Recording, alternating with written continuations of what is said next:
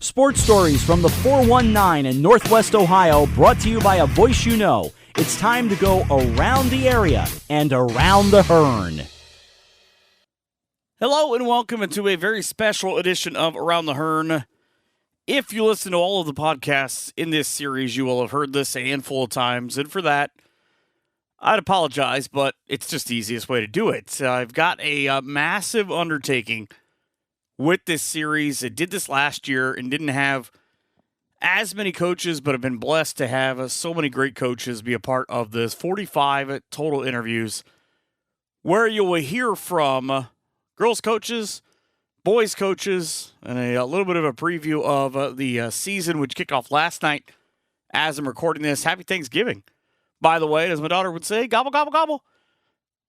But I really love this series, and I really hope you enjoy it. I hope you reach out to me either on Facebook or on Twitter, because it's a labor of love. 45 coaches are separated like this.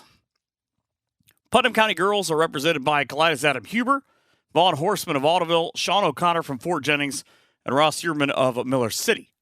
Putnam County boys, Connor Coles from Grove, Mike Lee from Pandora Gaboa, Scott Keck from Continental, the one and the only Keith Utendorf from Ottoville, Ross Kaufman of Miller City, and Ryan Steckschulte from Kalida.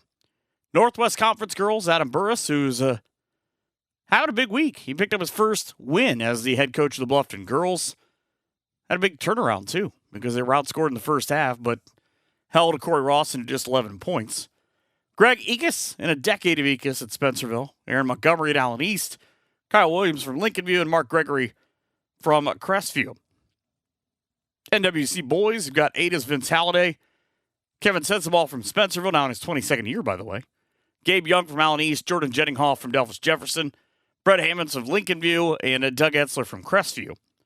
Midwest Athletic Conference, Parkway's Dan Williamson, Amy Meyer from Coldwater, Best Drive from Marion Local, Mike Wiss from Minster, and Andy Timmerman from New Bremen. The Midwest Athletic Conference has the entire conference full of coaches. Aaron Ower from St. John's, Travis Swank from Versailles, Doug Hughes from Parkway, Eric Rosenbeck of St. Henry, Nick Fisher from Coldwater, Mike McClurg from Minster, New Bremen's Corey Stevens, Kurt Gottemiller from Marion Local, and Carson Monger from New Knoxville. Western Buckeye League, Kenton's Ryan Miller, Trey Elkert from Wapak, Matt Tabler from Elida, and Tyson McLaughlin from Ottawa Glandorf. WBL Girls, Hannah Flippo from Van Wert and Elise Jenkins from Elida. GMC has both Wayne Trace coaches, and Jim Linder on the boys and Bethany Desjardins for the girls. Shelby County the exact same way for Fort Loramie. Carlos Siegel and Mitch Westerheide. And just for good measure, Anna's Nate Barhorst. Those are the coaches that I was able to spend some time and talk to this week and the last 2 weeks. And it has been quite literally a huge undertaking, like I said before. So I really hope that you enjoy it, that you get some entertainment, you get some knowledge, you get some value out of it. I'm really excited about the basketball season starting and the crossover with the state semifinals for football this weekend. And I can't thank the coaches enough for being a part of it. And without further ado, I bring you the 23-24 Around the Hearn season basketball preview. Enjoy.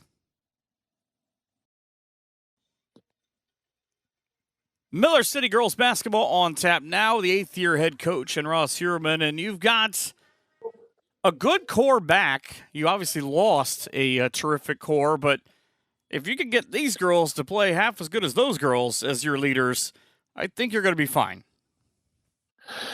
Yeah, we've lost 5 seniors from last year, but we have 5 seniors back this year and 3 juniors, and all saw some playing last year. We feel really good about the group we have. I don't think we have anybody that stands out, but we have a lot of pieces. We're not a super big team, usually aren't, but pretty scrappy on the defensive side, and we get some transition baskets this year.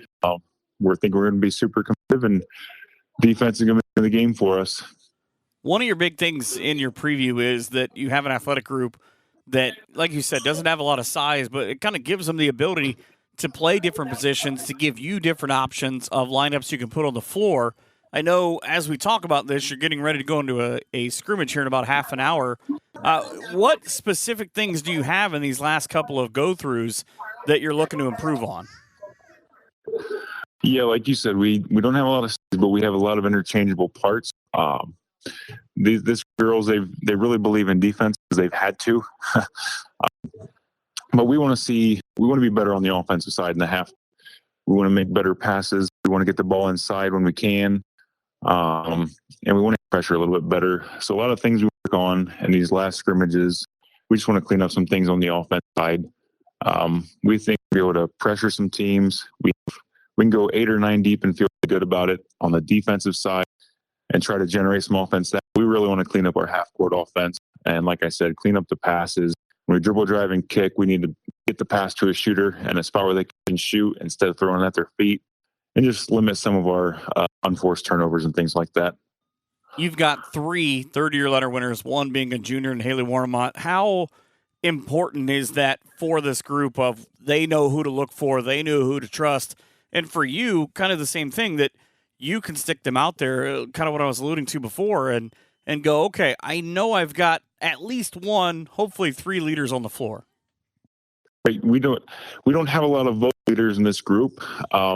Lead by example. Haley's one that she's put in the time over the summer as I have, and she's really improved post offense, but also her decision-making in the high post, looking in the decision or catching the ball in the block and seeing the team and turning to look up or making the pass back out.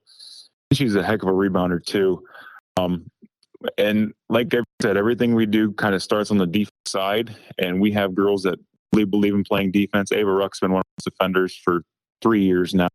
Andrea Fowles coming off the JV last year had a really good season. She's a really good defender for us. And Isabel Reyna's another one she'll be a 3rd or 4th year varsity player playing a lot of defense for us. So we have girls that they're more of an example group, but they work their butt off. They don't say a whole lot. They just want to get in and get it done. A couple of coaches have already told me that they feel like this is a year that maybe nobody gets out unscathed in the PCL. When you look at that group, what or who stands out to you, and kind of where do you fit in with that? Yeah, this is one of those years where there's 4 or 5 teams that could run at it. Like you said, the winning team could have 2 losses this year. Kalida's a scrappy team. They're one of the best defensive teams on the schedule every single year. Grove is always toward the top of the league. They can score with the best of them, and they also have a good defensive game plan. Ottoville's got the twins back. They've got some freshmen coming in that we know are going to be studs. And you can count out Lipsick. They're another good squad every year. But we feel like we're kind of in that mix too. We just have a lot of girls, a lot of good players. Maybe a team that people are looking out for as much this year, but I think those that we have kind of prefer it that way. They just want to get their work done and things happen. They don't care about a big anything like that, but they want to get the job done and at least be in the mix. And like you talked about, there's any team could win it, and team that wins it could have 1 or 2 losses, which is very uncommon for this. But it's going to be 4 or 5 teams at the top, and any teams can take it. I still consider you a young coach, whether that's true or not. I just look at that and say he's a young guy. How important is it for you to have a guy like Brian Kuhlman around who not only knows the program, obviously knows the school, knows the county, but is just able to impart some wisdom on you, that just little things from his journey of, all right, maybe I didn't think of that, or maybe I didn't see that way? Yeah, Brian has helped me a lot. This is, I think, his 1st, 6th year helping me out. Just little things at practice, like tweaking drills or trying to make things more appropriate for what we're trying to get out of a drill. Things that he can pick up. He can pick up some things in the half court, just seeing it time during a game, and he'll make a comment of what we could do to change it. But Brian's helped me a lot. But Nick Pittman's a JV coach, coached at OSU Lima for a while. He was my junior coach. And actually Brian Kuhlman, my JV coach, played. And my assistant, Chris from Holgate, he played on one of their state. So there's a lot of knowledge there, which has helped me a lot. They see things sometimes differently than I do, but they always provide really good, sound information that we get into our games and our practices. And it's a really good feeling, know that we have tons of experience sitting on our bench. If I ever need assistance with something or not seeing something, that they're not shy to speak up and talk. And if about those guys is if I need an answer, I'll ask them and they'll give me an honest answer right away. Whether you want it or not. Right. Sure. Well, I hope that with all of that knowledge on your bench that it turns into many, many wins for you guys this year. Well, thank you, Mike. We really appreciate it. That's a look at Miller City girls basketball. More out of the Putnam County League on the way.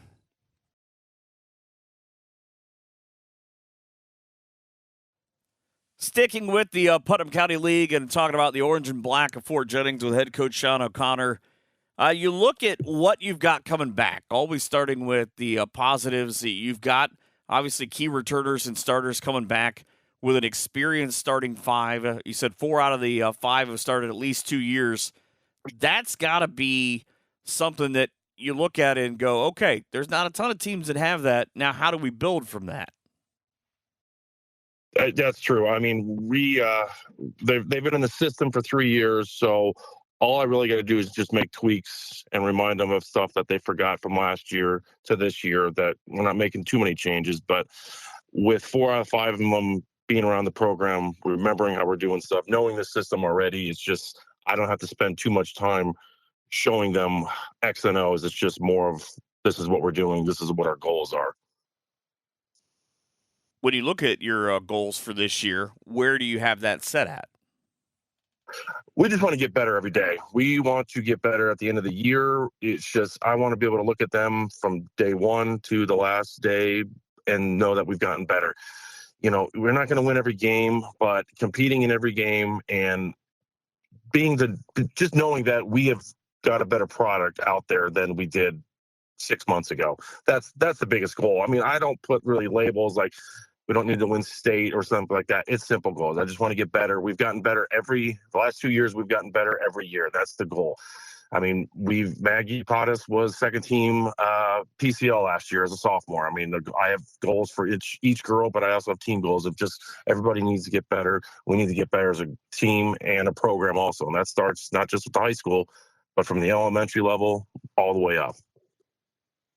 Well, and I feel like that's maybe a thing that, you know, people just look at records as, oh, they had 4 wins last year. He can say whatever he wants. But to be able to produce continually quality individuals on the basketball court, I mean, look at what Kristen Luersman's been able to do at Northern of we have the talent. It's just so does everybody else. And on some nights, maybe the ball doesn't go in the stupid hoop like it should.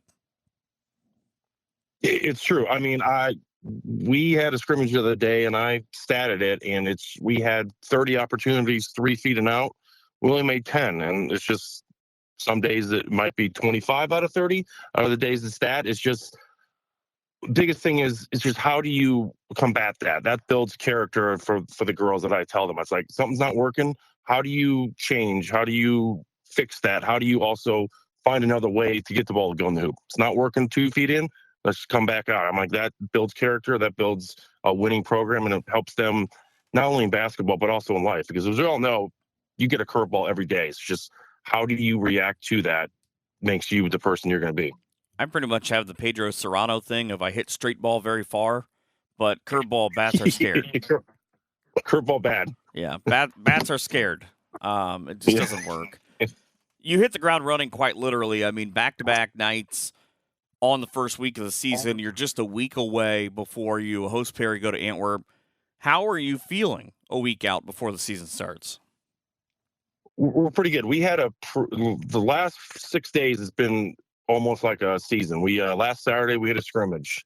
Sunday is the off day. Monday we watched film, had practice. Tuesday we had another scrimmage. Wednesday film, lift, practice. Last night Thursday we had another scrimmage in Kenton. And I did all that just because some weeks we're going to have that. So we're in a prep week right now. It's the underclassmen don't know what that is yet, but the older girls and upperclassmen know what that means. We're a week away. It's time to get locked in, and we can just make tweaks, make some changes from what we've been doing in the scrimmages. So I feel pretty good where we're at. I think with the experience that we have a good cool heads out there. These girls are pretty much locked in, and the good thing is it goes all the way down. I mean, I have seniors out there locked in and helping people out, and I also have freshman leaders that are stepping up also, asking questions, running out there, being the first in the drills to try stuff out, and it's just that's what you want. I mean, like you said, we actually have 3 games in 5 days. We have, like you said, Perry, Antwerp, Friday, Saturday, and then following Tuesday we host LCC. So we have 3 games in 5 days. So we really hit the ground running. But again, I feel bad for some coaches that play 1 game or don't have any games, and then they're off for 2 weeks after that. So I mean, it's just. The 4 weeks go quick, but I prefer them not practicing against each other, just getting out there and going against other people. And then, of course, you have that weird oddity where you only have 2 games in a 14-day span.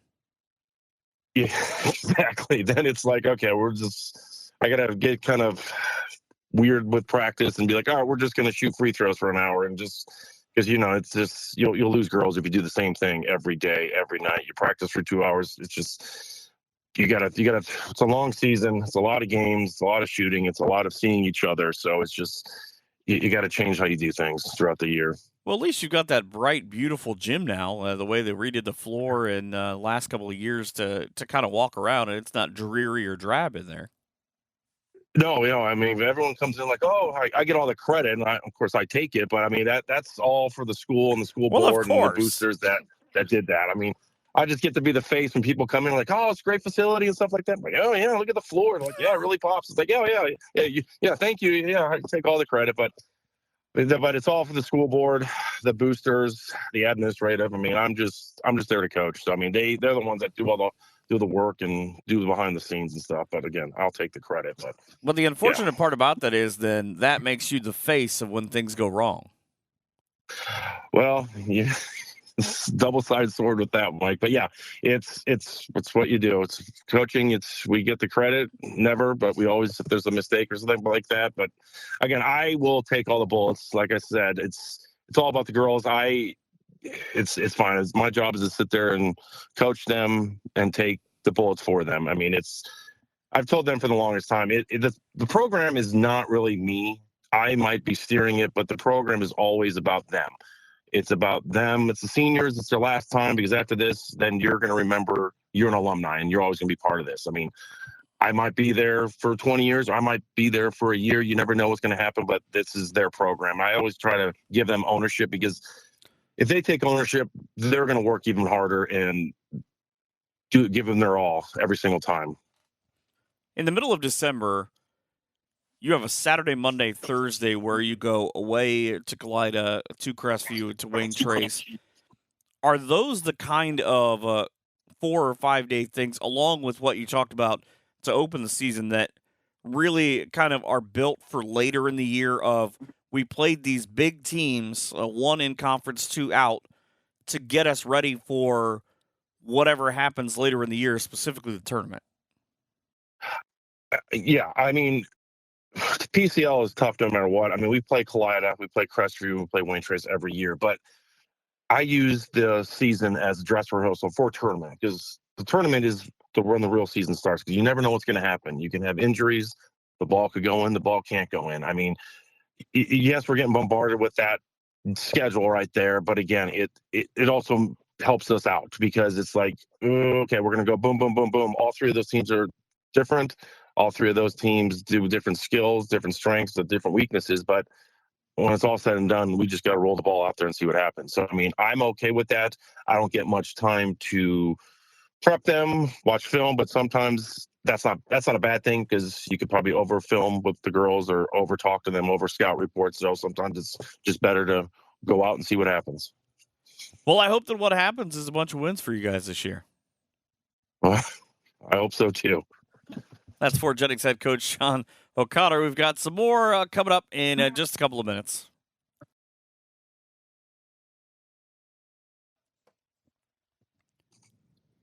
The world of Putnam County League basketball now with the head coach of the Kalida Wildcats in Adam Huber, not Hubert, as I have recently learned, has got a team that you don't have a lot of older girls, just a couple, but they're very important in that they're not only the returning letter winners, but they're also the captains to help drive this offense and defense.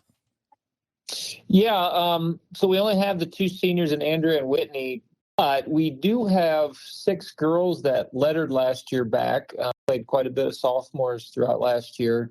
Mary Buckrat's a 2-year letter winner, is a junior, started all year for us as a sophomore.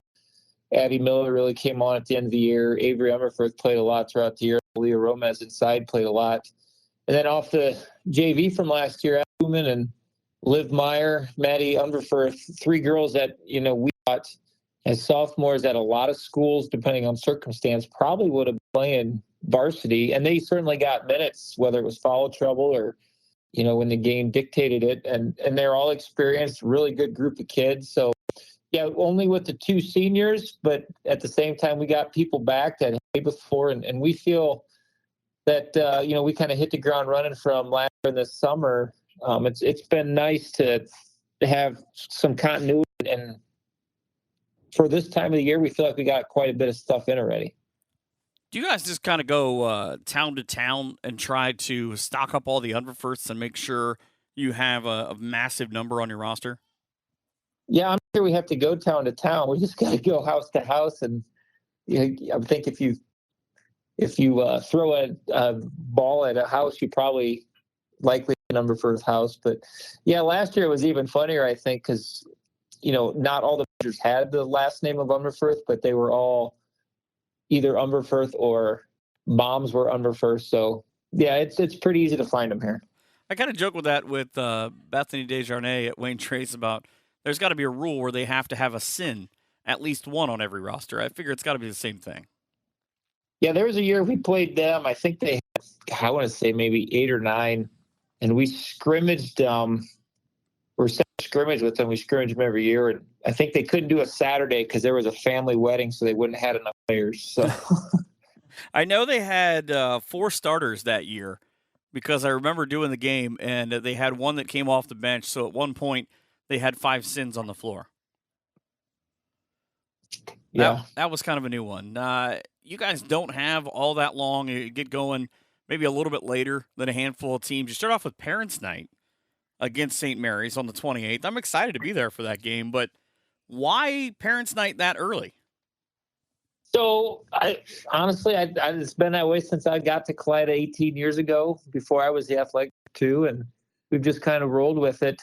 My predecessor told me they've just started doing the first game of the year, first home game of the year for every sport. And it's just kind of the way we here. I partly, we do get some comments. People like it because, maybe there's some people in the crowd that are a little bit removed from having kids in school, so they can kind of put players with parents they belong to and what families they're from when we have Parents' Night there. Some sports though, when you do it non-league game, your first game of the year, there's all the parents come out of the crowd. You don't really have anybody left, but yeah, it's just the way we do it. And to the opponent, it's tough enough there with St. Mary's coming in. We move our game with OG on the 24th due to their girls soccer success. So not that it's any easier with St. Mary's the following Tuesday. And our first week now, because of some scheduling quirks this year with some other things, and where we moved OG is it's making me lose sleep already, I think. You go 3 perennial heavy hitters right in a row. You get 2 out of the 3 at home with St. Mary's and Jefferson, teams that have either been at the top of their league or expected to win their league. And then that's just to get to OG on that Saturday morning. Yeah. Bad scheduling by the AD, but no, I mean, we say it every year, and, year to year, some things can change, but we love to challenge ourselves, especially early in the year like that. With non-league game, obviously we want to win, but it's more about getting better and improving and preparing us for the league and the tournament down the road. And, some years, a couple years ago, I think we talked, and I'd say I was worried about a young team and how they'd respond if they get punched in the face a few times in those games. Or is their confidence going to get shot? But with the experience we do have back that has played, I think, we're looking forward to the opportunity to go compete with these good teams and see where we are at this point. And I know it's early, but at this start of the year, and then it all evens out. But it does not give us a chance to ease into anything, that's for sure. You lose 3 terrific multiple-year starters in Brooke Earhart, Camille Hovis, and Livy Recker. When you are able to pull that group out, you look at what you have coming back. We talked about the two seniors. Who gets that kind of rah-rah leadership role where the girls all just kind of turn in attention and you don't really have to say anything? That's a good question. Those three that graduated led, but in different ways. I think people would probably look at Camille as a leader, but she didn't talk a whole lot. She just kind of did it, and she expected you to follow. Out of who we have, I think Andrew's probably the most vocal for us. Whitney's come a long way in that area, and both of them have been really, really good this preseason with talking and doing what we ask. And since they've been around and understand different spots, they can put themselves in different positions and show the young girls where they need to go at times. So I say Andrew's still probably the most vocal out of them, but certainly Whitney's come a long way in that area, and we feel pretty good about the leadership we have. With going from, it feels like you guys host nearly everything at any point in the year with the way volleyball was or the way soccer was. You kind of go almost right into basketball as a coach. What's that like for you of kind of constantly having to be wearing three hats as opposed to maybe just coming up with a game plan for whoever's next? Yeah, I think I've learned time management pretty well. As the season approached, it's the week of practice, but we're hosting district volleyball and district soccer, and people would ask, you ready for basketball? And my answer was usually no. I just honestly hadn't thought about it yet.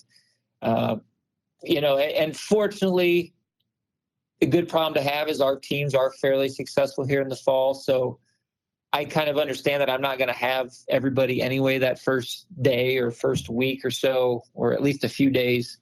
So that gives me an opportunity, I guess, to kind of get through one thing. And when I do have time, look ahead a little to basketball. And with our girls soccer regional run this year, we've only had the full squad here for about a week and a half now. And so it's tough. I think my first couple of years, I was probably much more overwhelmed and stressed about it. But I've learned that, it's such a long season, no matter what type of team you have, you'll get the things in that you need to get in, and you'll be ready to go when it really matters. Last year, 18 wins, 12-2 at home. What was it about this team, or what is it about that gym that just makes you guys play so much better? Is it the atmosphere? Is it the fans, or just kind of buying into, hey, this is our house, we're not losing here? Well, I'd like to think it's a little bit of all that stuff. Jokingly, I pay the refs at home, so that I'm the one that signs their checks. No, I'm just kidding. Well, it is both true and not.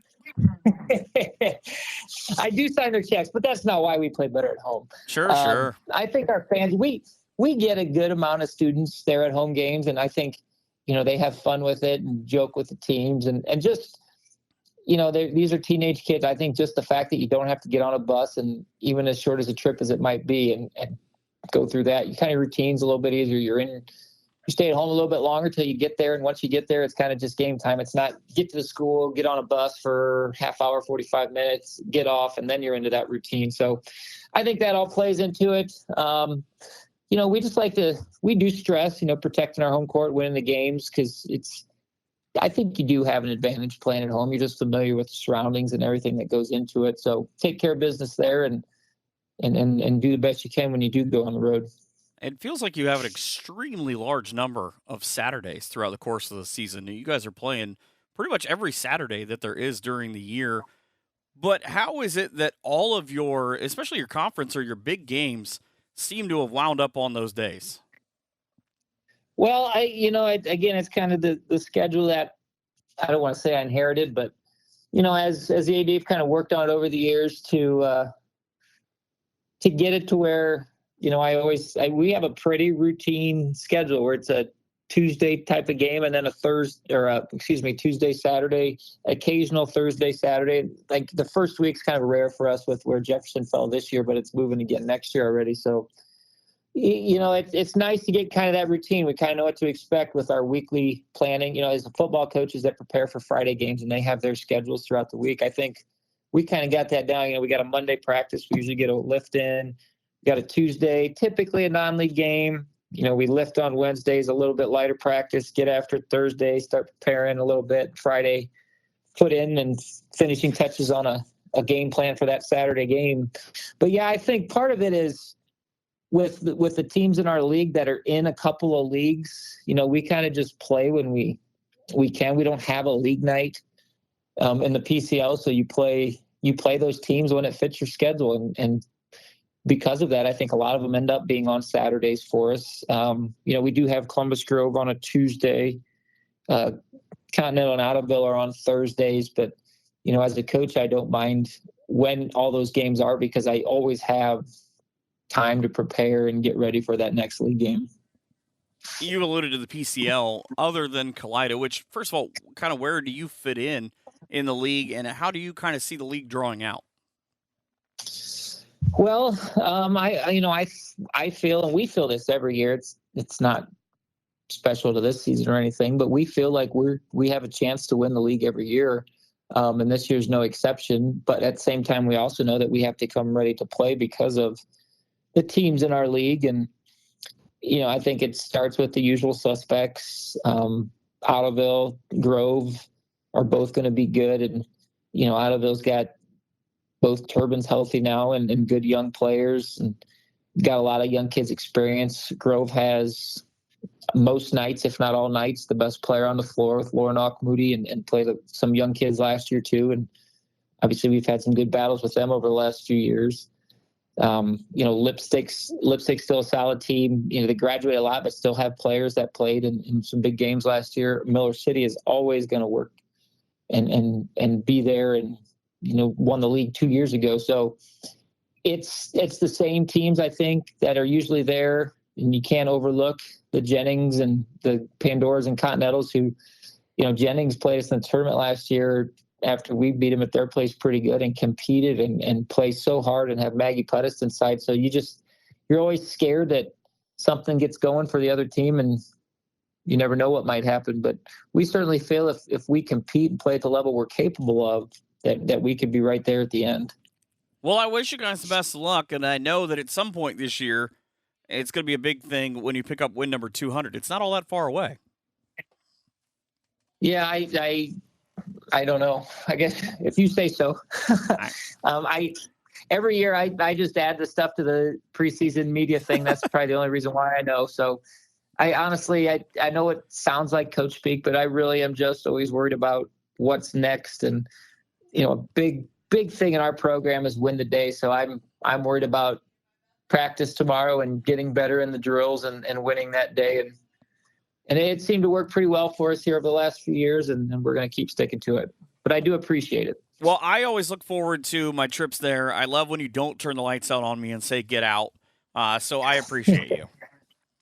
Well, we got a new janitor in the last couple of years, so the new ones don't do that as much. So to be fair, as long as you don't take too long after the games, you should be fine. It was late. That's Adam Heuerman talking about Kalida basketball. We've got some more in the Putnam County League when we return.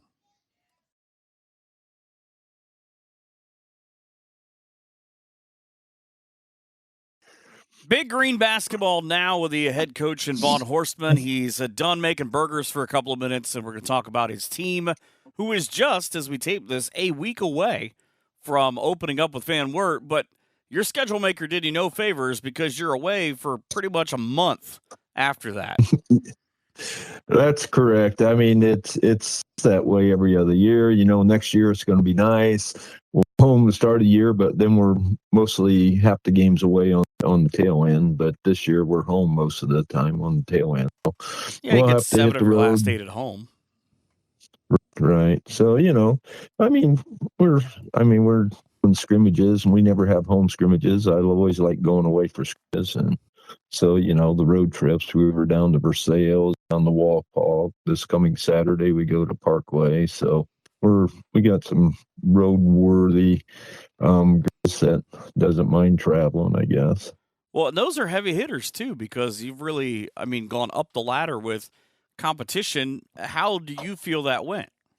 Oh, I think you have to play the best to be the best. You don't want to go get smoked, but on the other hand, I learn if you don't play the best teams in the area, that's just the way my philosophy is on that. So I feel like you learned from a guy who maybe had a similar theory, and I don't know whatever became of him. I think maybe he's selling tacos by the highway now, but I mean, he won a couple of games. yeah, just you. I don't know how many, 700 and some or whatever it was. No idea. But I mean, Dave always tried to get the best competition, throughout the season and stuff. So we're continuing that route, try to get the girls to a different level. When we talked a year ago, you were in a different position than you are now because you had just found out that it was very possible you were going to be missing one of your starters and your best scorer. This year, though, you're in a much better position with health, I'm told. Well, yeah, somewhat. Yeah, we got two girls that are still injured from ball. One had a leg fracture, and the other one has some stress fractures in her back. So we should get the one, which is basically a JV player. Start out this year JV. Playing varsity. Back probably by Christmas, and then the one we was really thinking high hopes for. She's a sophomore, but she's got good size, and she's basically a B player, but she has stress fractures in her back. So we're still on the injury thing, but we have Carly back, and stuff. So that's a good thing, and then we have some freshmen that are coming along. I don't know how soon they'll be ready for varsity action, but I mean, they're working hard. All the girls are actually working hard. So we're setting better than we were last year at this time, I should say. I'll take it, but clearly I'm going to have to find better sources in Ottoville for my information. Yeah.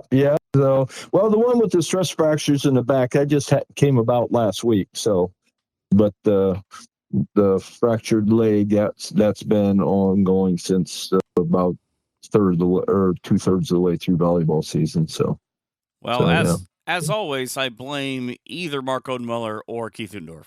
Yeah, that's a good pair to blame. So, yeah. But overall, you look at it though, and you've got 7 returning letter winners, 4 of the 7 who are multiple year letter winners. With having that experience, it gives you a good start. I mean, especially to your season where you're going to have to go on the road and you're going to need girls who have been battle tested in those kind of environments.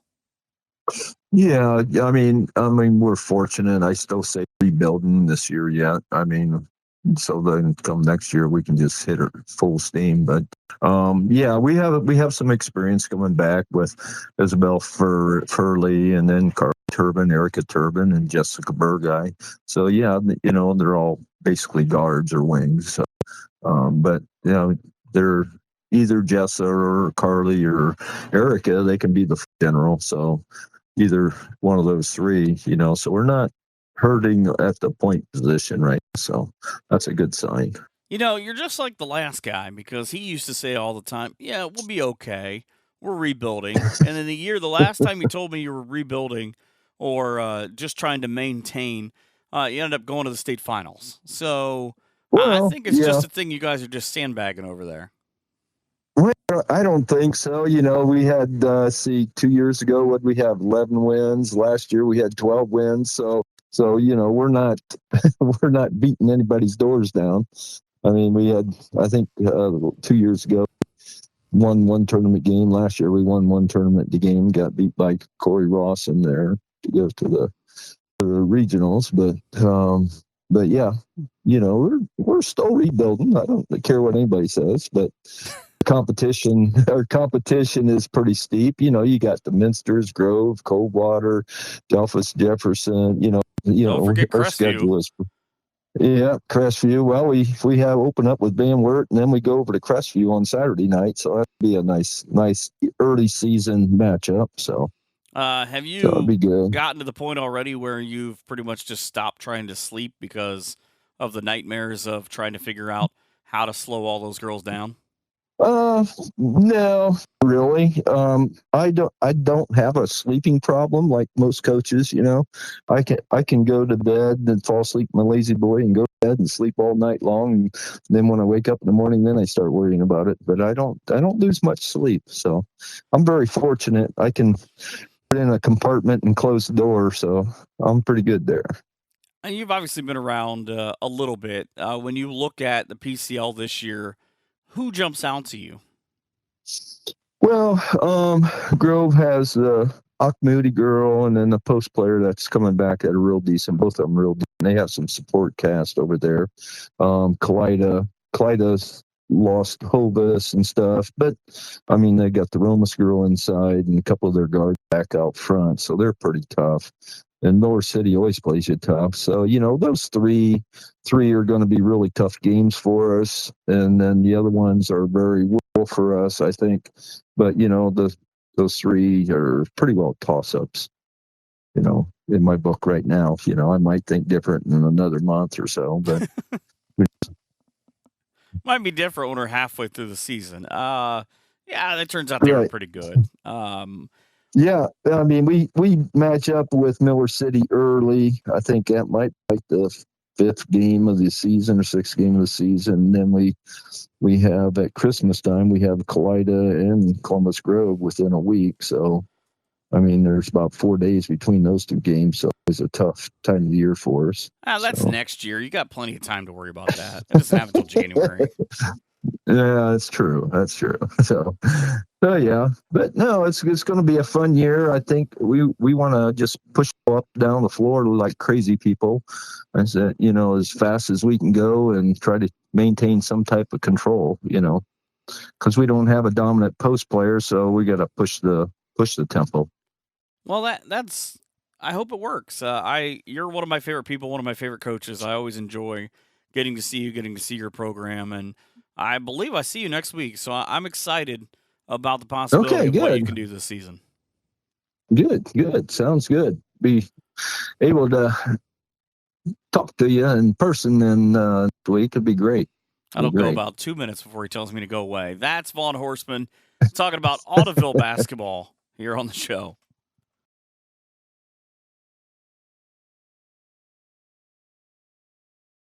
Thank you so much for listening and staying tuned. I realize that it is a lot of information, but I hope you had at least 1 or maybe 10 interviews that you really enjoyed in this segment and in overall. If you've made it the entire way, can't say enough. Please, again, hit me up on Twitter, @MichaelHearnPBP. Tell me who it was that you enjoyed or maybe who you didn't. It doesn't matter either way. But I appreciate it, and I can't say thank you enough to the 45 coaches who were a part of it. I hope you enjoyed. I hope you get out to some games. Big ones coming up this weekend and all season long. Happy to be out there. If you see me, say hi. And you can always find me behind the mic. Have a great night and an even better tomorrow. And happy Thanksgiving. Here I go. We hope you've enjoyed this edition of Around the Hearn. Come back next week for more local stories from the NWO. But until then, be sure to follow us on Twitter @MichaelHearnPBP for more great area content.